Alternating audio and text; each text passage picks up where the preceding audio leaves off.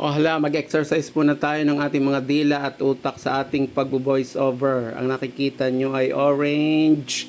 At ito po ay maganda para sa atin, may vitamin C. Ang sunod nating prutas ay, naku po, matagal na ho ang bidyong ito. Mga 6 na buwan na. Salamat sa nagbigay directly from Baguio. Strawberry. Ito po ay may vitamin C.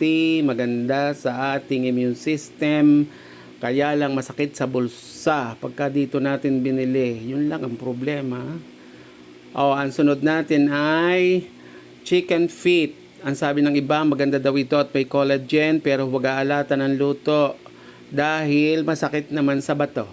Aba, o ito, pinakapaborito ko ito. Daing na bangos, masarap ito, may kaunting kanin, at higit sa lahat, mayroong katambal na kaunting kape. pati kape ay kakaunti. Kainaman na. Alam po ninyo, mga senior, dapat kaunti lang. Excuse me po, ang kain. Ito masarap to, chop suey. Pinagaluhalong gulay, may dalawang shrimp. Dalawang hipon lang.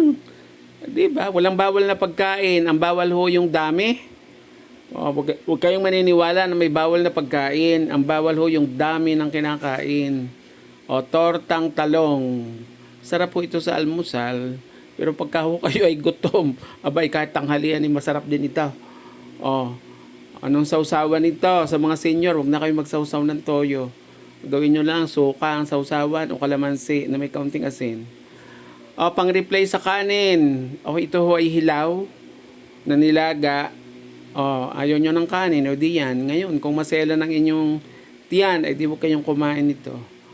Sunod, ay walang katapusat, walang kamatayang adobo, walang panis, init ng init. Kaya lang palat ng palat. Pag maalat na ho, mga senior, tigilan nyo na. Alam nyo na ang mangyayari. Pag sobrang alat ang ating kinakain, tataas ang high blood. Naku po, kainaman na. Ito naman, masarap na merienda. Sa halip ng mga chips at chicheria, nilagang mani, pampatalino. Pagka ho sinangag na mani, hindi ho yun pampatalino. Pampapimples ho yun. Imaginein mo, senior na may pimples pa. Ayan. Kaya ito na ho ang ating magandang merienda. Huwag dadamihan, kaunti lang. Konti-konti lang. Ito, walang kamatayang pritong galunggong. Masarap po yan, syempre. Sa umaga, sa tanghali, sa hapon. Pero, hinay-hinay lang. Itlog, may protina. Maganda sa muscles at higit sa lahat. Siguro 1 o hanggang 2 lang itlog sa maghapon. Huwag pakakasobrahan. Ang lahat ng sobra, hindi tama. Sobrang bait, hindi rin tama.